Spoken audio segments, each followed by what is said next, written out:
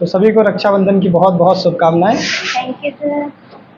ना बहुत सारे तुम लोग आए, बहुत सारे लोग नहीं आए। एक लड़की वो आके चली गई, अभी पता नहीं क्या हुआ उसको। और बहुत सारे लड़के अक्सर धोखा खा जाते हैं इस मामले को लेकर के, अक्सर नहीं आते रक्षाबंधन वाले दिन लड़के। पर इस बार जो नहीं आए हैं वो नुकसान उठाएंगे। क्या नुकसान उठाएंगे पता है? आज इसके बाद क्लास भी चलेगी। आज क्लास चलेगी और इम्पोर्टेंट क्लास चलेगी। वो लोग सोच रहे थे पढ़ाया नहीं है। नहीं, इन्फॉर्मेशन तो मैंने पहुंचा दी थी, मैसेज कर दिया था ग्रुप पे कि आज क्लास भी चलेगी। और आज की क्लास में जनवरी से लेकर के जून तक का सारा यूपी का करंट अफेयर, यानी कि उत्तर प्रदेश पुलिस कांस्टेबल के बच्चों के लिए जो बहुत इंपॉर्टेंट है, जहाँ से 4 से 5 क्वेश्चन बनेंगे, वो आज ही ख़त्म करेंगे। ठीक है? तो ये मेरी तरफ से तोहफा रहेगा तुम लोगों का। अच्छा, कोई बताएगा रक्षाबंधन का पर्व क्यों मनाते हैं? पर्व मनाने के पीछे उद्देश्य क्या है बताओ? मुगल शासक, हाँ,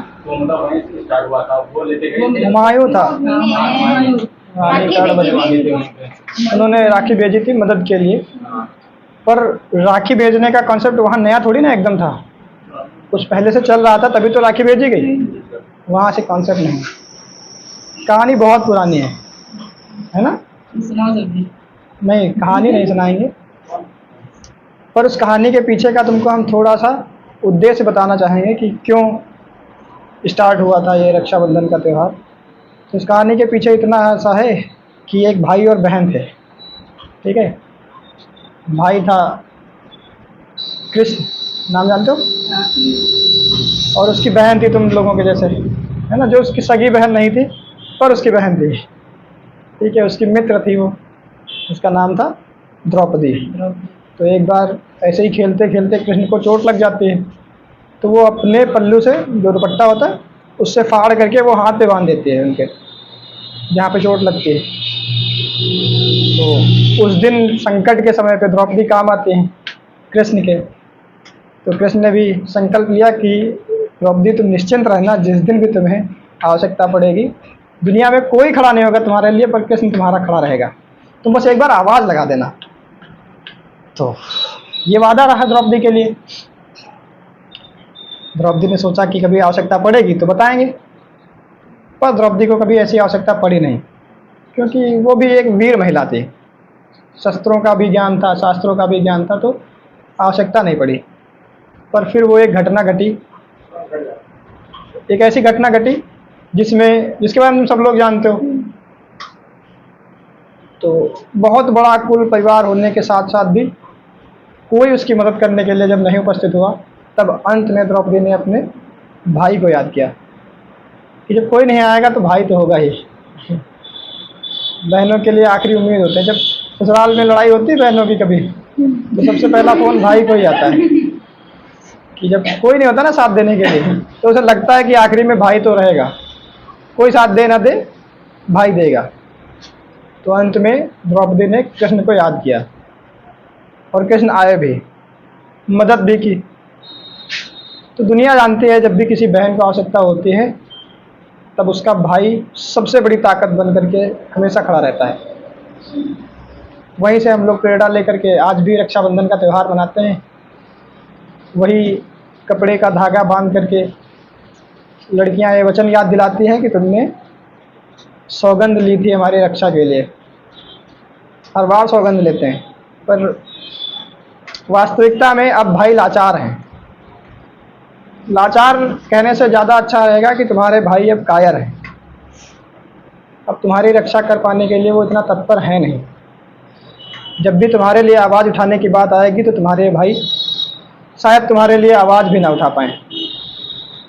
ये सारा हम इसलिए कह रहे हैं क्योंकि अभी हाल ही में कुछ ऐसी घटनाएं चल रही हैं।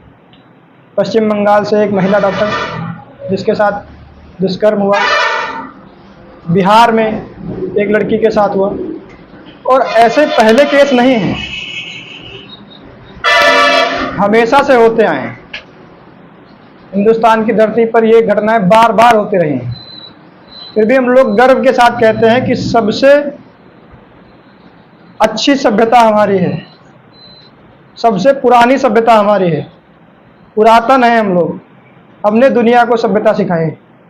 लेकिन आजकल की अगर घटनाएं देखें तो कहीं से नहीं लगता कि हम लोग सभ्य हैं। किस एंगल से हम लोग सभ्य हैं समझ में नहीं आता कि हमारे ही समाज से निकल करके कोई व्यक्ति ऐसा होता है जो इस प्रकार की घटनाओं को अंजाम देता है, और ना सिर्फ दुष्कर्म करता है, उसके बाद में इतनी विभत्स घटना को अंजाम देता है कि अगर किसी के सामने बताने का भी प्रयास करो तो सही से शब्दों में बयान नहीं कर पाओगे। और हम लोग लाचार हैं कि कुछ नहीं कर सकते अपनी बहनों के लिए। हम लोग बहुत ज़्यादा जब समाज में फैल जाता है एकदम से, तब प्रोटेस्ट होने लगते हैं सड़कों पे, तो हम लोग मोमबत्तियां लेकर के सड़कों पे निकलते हैं, कैंडल मार्च करते हैं, जबकि हमारी तो परंपरा ये कभी थी ही नहीं। हमारी परंपरा में महिला का अपमान करने के लिए हम लोग कभी कैंडल नहीं उठाते थे, हम लोग हथियार उठाते थे। एक बार महिला का अपहरण हुआ तो हमने पूरी सोने की लंका जला दी। दोबारा महिला के साथ में कुछ गलत करने का प्रयास हुआ तो हमने महाभारत जैसा एक भीषण युद्ध किया। तो हमारी सभ्यता में तो ये था कि अगर कोई महिला के आबरू पर हाथ उठाए तो हम उसका हाथ ही नहीं उसका गला काट दें। पर वर्तमान में तुम्हारे सारे भाई लाचार हैं, कोई नहीं कर सकता तुम्हारी मदद, तुम्हें तुम्हारी मदद खुद करनी पड़ेगी। तो राखी का त्यौहार मनाने का भी मतलब कुछ नहीं बनता कि त्यौहार मना लेते हैं, बार बार झूठी कस्में खाते हैं कि हाँ हम तुम्हारे लिए खड़े रहेंगे, पर वास्तविकता में तुम्हारे लिए कोई खड़ा नहीं होगा। तुम्हें अपनी लड़ाई खुद लड़नी पड़ेगी, तुम्हें पढ़ना भी पड़ेगा, साथ साथ में लड़ना भी पड़ेगा। इसी पढ़ने के लिए समाज से लड़ना पड़ेगा, और लड़ते आई हो हमेशा से। घर परिवार में, रिश्तेदारों में बहुत सारे लोग कहते होंगे वहाँ पढ़ने जाती हो, ये रोज रोज बहुत सारे ताने सुनने को मिलते होंगे, उनसे लड़ते आई हो। पर तुम्हें अब शारीरिक रूप से भी इतना सक्षम होना पड़ेगा कि अगर कहीं किसी से हाथापाई करनी हो तो उस हिसाब से भी लड़ने के लिए तुम तत्पर रहो। देने को तो मैं झूठी दिलासा दे दूं तुम्हें और कस्में खा लूं कि कभी आवश्यकता पड़े तो तुम मुझे याद करना और हम खड़े होंगे वहाँ पे। पर वास्तविकता ये है कि मैं किसी प्रकार से या हम में से कोई किसी प्रकार से तुम्हारी मदद करने के लिए उतना आतुर ही नहीं है। अगर कोई ऐसे मदद करने के लिए आतुर होता तो आज समाज में दुष्कर्म करने वाली मानसिकता के लोग जीवित ही नहीं होते। क्या ही फायदा है ऐसी शासन व्यवस्था का, ऐसी न्याय व्यवस्था का, जहाँ पे हम एक अपने देश की बेटी के साथ न्याय ना कर पाएं। और सरकारें, जहाँ की सरकारें, जहाँ पे ये घटनाएं हो रही, वहाँ की सरकारें आ करके खुलेआम ये कह दे रही हैं कि उसने सुसाइड किया है, जबकि शरीर की कंडीशन देखने के बाद में कोई ये कह ही नहीं सकता कि उसने सुसाइड किया है। उसके शरीर पर कपड़े नहीं हैं, आंखों में कांच घुसा हुआ है और ना जाने क्या क्या। और वो कहती है वहाँ की मुख्यमंत्री पश्चिम बंगाल की कि उसने सुसाइड किया है। बहुत सारे सबूत मिटाने का प्रयास किया गया जिस हॉस्पिटल में वो डॉक्टर थी वहाँ से, लेकिन जब इस प्रोटेस्ट ने बहुत बड़ा रूप ले लिया तब वो खुद प्रोटेस्ट में शामिल हो गई। जिस सरकार के खिलाफ लोग प्रोटेस्ट कर रहे थे वहाँ की सड़कों पे, वो सरकार खुद आ गई सड़कों पे खुद का प्रोटेस्ट करने के लिए। अब पश्चिम बंगाल में कंडीशन ये है कि कल ममता बनर्जी खुद प्रोटेस्ट में शामिल हो गई सरकार का विरोध करने के लिए। खुद सरकार में मुख्यमंत्री होते हुए भी खुद का विरोध कर रही हैं। वो मुख्यमंत्री भी हैं, शिक्षा मंत्री भी हैं, मुख्यमंत्री हैं, स्वास्थ्य मंत्री हैं और गृह मंत्री भी वही हैं। मतलब वहाँ की पुलिस प्रशासन भी उन्हीं के हाथों में है क्योंकि गृह मंत्री हैं, स्वास्थ्य मंत्री हैं क्योंकि वो स्वास्थ्य से संबंधित मामला था, वो डॉक्टर थी, और पूरा प्रदेश उनके अंडर में है क्योंकि वे वहाँ की मुख्यमंत्री भी थी। तो लोग उनके खिलाफ प्रदर्शन कर रहे थे और कल वो खुद अपने खिलाफ प्रदर्शन में उतर आई। इस प्रकार की राजनीति हो रही है हमारे यहाँ। ये घटनाएं देखने के बाद में ही अब हम ये कह देते हैं कि अब हम लाचार हैं और कायर भी, कि बार बार हम लोग ऐसी सरकारें चुन लेते हैं जो तुम्हारी रक्षा के लिए कस्में तो खाती हैं, वादे तो करती हैं कि हम ये करेंगे वो करेंगे, पर ज़मीनी स्तर पर उस पर काम कोई नहीं करता।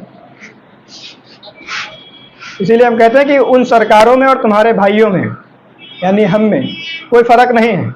हम भी तो बार बार कस्में खाते हैं कि तुम्हारी रक्षा के लिए हम सदैव खड़े रहेंगे, और समाज में ऐसी घटना हो जाती है तो हम कैंडल लेकर के निकलते हैं सड़कों पे।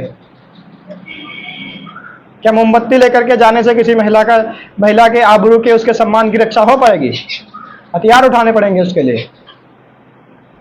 लोकतंत्र है, हथियार उठाना सही शब्द नहीं है, पर खुल के आवाज तो उठा सकते हैं, मजबूर कर सकते हैं उस सरकार को, उस न्याय व्यवस्था को कि तुम्हारे साथ हुए इस दुष्कर्म का तुम्हें न्याय तो मिल सके। कोई ऐसा कानून व्यवस्था बनानी चाहिए, कोई ऐसा कानून पारित करना चाहिए जिसमें इन लोगों के लिए इतने कड़ी सजाएं हों कि ये दुष्कर्म करने वाले लोग, अगर उनके मन में भी विचार आए तो भी एक बार उनकी रूह कांप जाए। पर ऐसा तब तक नहीं होगा जब तक उसी लेवल की क्रांति दोबारा नहीं होगी जैसा हमने अंग्रेजों के खिलाफ छेड़ी थी। पहले हम अंग्रेजों के गुलाम थे, और आज की वास्तविकता यह है कि हम उन नेताओं के गुलाम हैं। ये शासन व्यवस्था बहुत अंदर तक इसमें दीमक लग चुका है। इतना लचीला भी कानून नहीं होना चाहिए कि न्याय के उम्मीद में आंसू बहाते बहाते आंखें ही फूट जाएं। तो हम इस बात का बिल्कुल भी तुमसे वादा नहीं करते कि हम तुम्हारी रक्षा कर पाएंगे। हम तुम्हारी रक्षा करने का वादा तभी करेंगे जब इस देश में कोई ऐसा कानून होगा कि ऐसी दुष्ट मानसिकता के लोगों के मन में ये सोच करके ही इनकी रूह ना कांप जाए कि ये सोच भी लिया तो पाप है।